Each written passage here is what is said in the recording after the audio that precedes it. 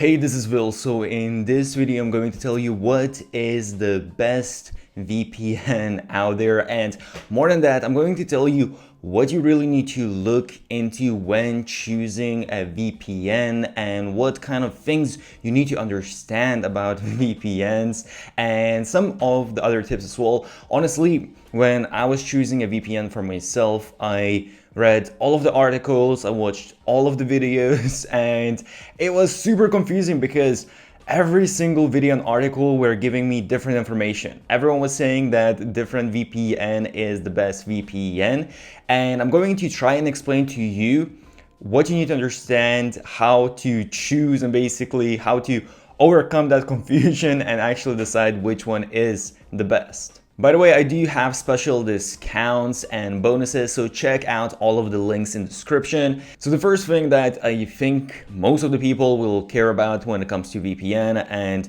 that's the case for me as well, is VPN speed, especially if you don't have very fast internet. I constantly travel around the world, so I don't always have the fastest connections. And when you're going to use a VPN, your internet speed is going to drop. But internet speed drops differently depending on what kind of VPN you are using. So honestly, you can go on Google and you can type in VPN speeds compared, and you will see there are so many different graphs here. And the funny thing here is that all of them actually show different things. So as you can see, for example, here, NordVPN seems to be one of the fastest ones, and let's look at the other ones. They're really contradicting sometimes, because sometimes they might show on one graph that NordVPN, for example, is the fastest. On the other graph, it might show that it's the slowest one. The reason I think why people have such different results is because there are a lot of different factors that come into play when testing out different VPN speeds. So for example, it depends where exactly are you testing it out from. Are you near a server that this specific company has, or are you in a country that perhaps that one company doesn't even have a server? So obviously, if they don't have a server near you, then they are going to be much slower. If they have a server near you, it's going to be much faster. Hence why all of these different people are getting different results. So what I've done, I basically went through all of these different graphs and kind of just started gathering a little bit information of what is a lot of people seem to get good results with. So they do differ a lot, but after some time, if you really go through a lot of these, and I mean like 100 of these, you will see that there is some data that can help you out a little bit. And honestly, I would say there are two choices that seemed to perform well in, I would say, the highest amount of number of these different tests, and that is ExpressVPN and NordVPN. In general, I would say that with ExpressVPN and NordVPN, it seemed that you're losing just a very minimal amount of your internet speed. So you might lose maybe 10 to 20%.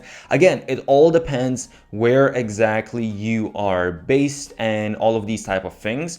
But the thing what I seemed to find is that for majority of people, talking on average here, right? Because every case, I would say it's case by case, but on average, when I looked at all of the other VPNs, it seemed that the speed drops quite drastically. It can drop maybe 40–50%.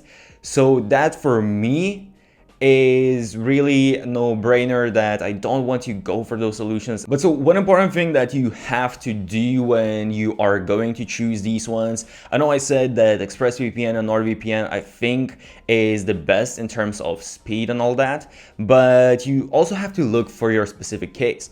So when you look at the VPNs, they all have this information where you can see how many servers they have and in how many locations or how many countries they have those servers. So as you can see, NordVPN has over 5,000 servers, and they have them in 59 countries.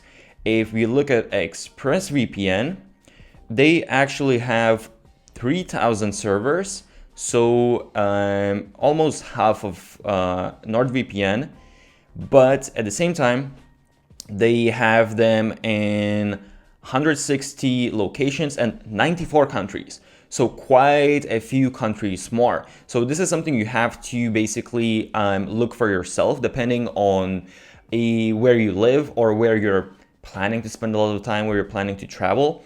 And they usually have these lists. So you can type in, for example, right now, I am in Vietnam.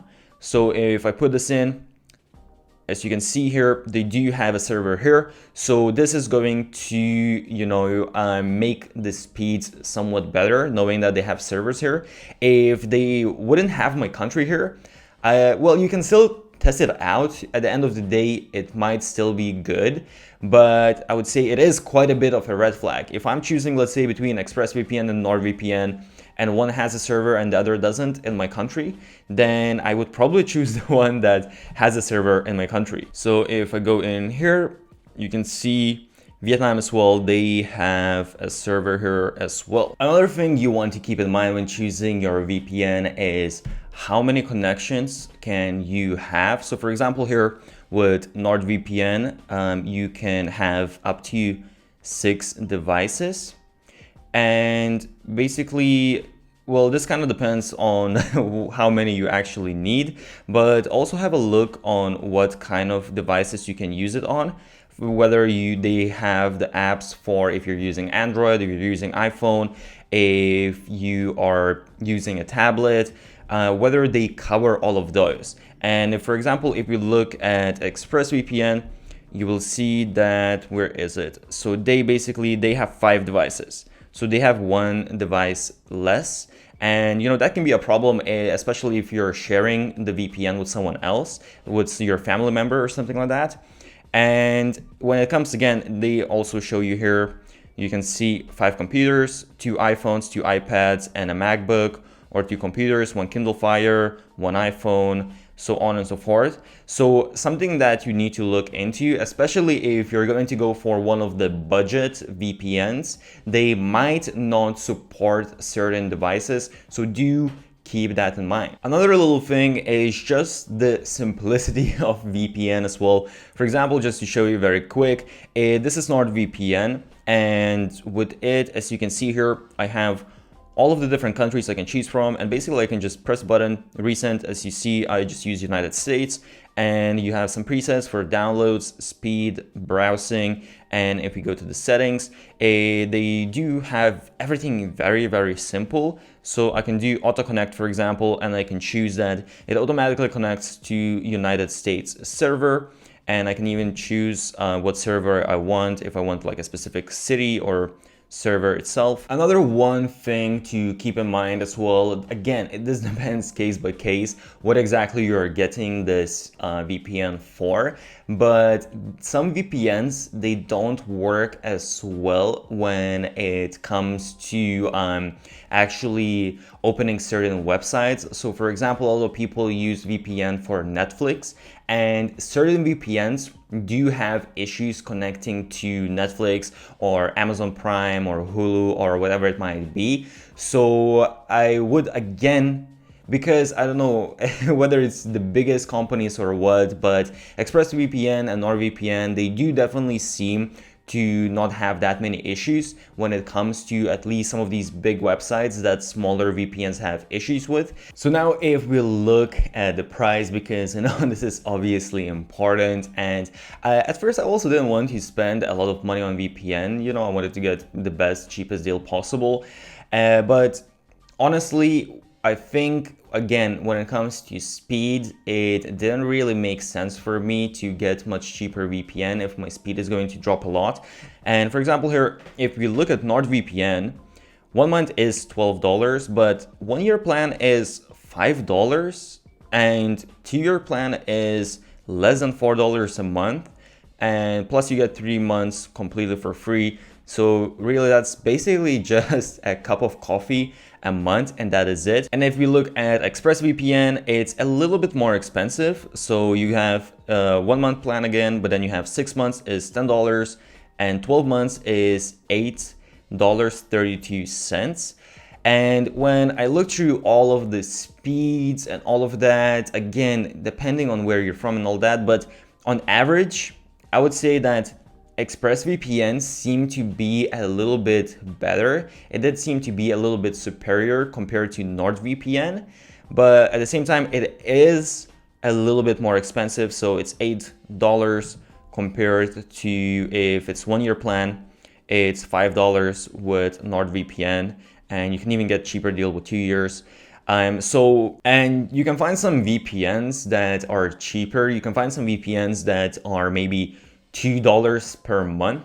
But again, if you compare a VPN of, let's say here you have 1 year plan and it's $5 a month, and you're basically just saving up $3 a month. It's not that crazy of an amount. And if that might cause your internet speed to go by half, is it really worth it? So I hope you found this useful. Hopefully it's going to help you out to understand better how to choose a VPN and which one might be the best for you personally. Again, just try it out yourself and see if it actually works. I think both ExpressVPN and NordVPN, they have money back guarantee as well. Again, I will leave all of the links with discounts and bonuses and all that kind of stuff. If you have any questions, leave the questions below. I'll try to answer as many of those as I can.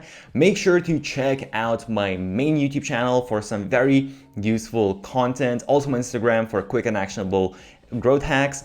And if you found this useful, make sure to smash the thumbs up button, subscribe to the channel, put on those notifications. Stay awesome, and I'll see you soon.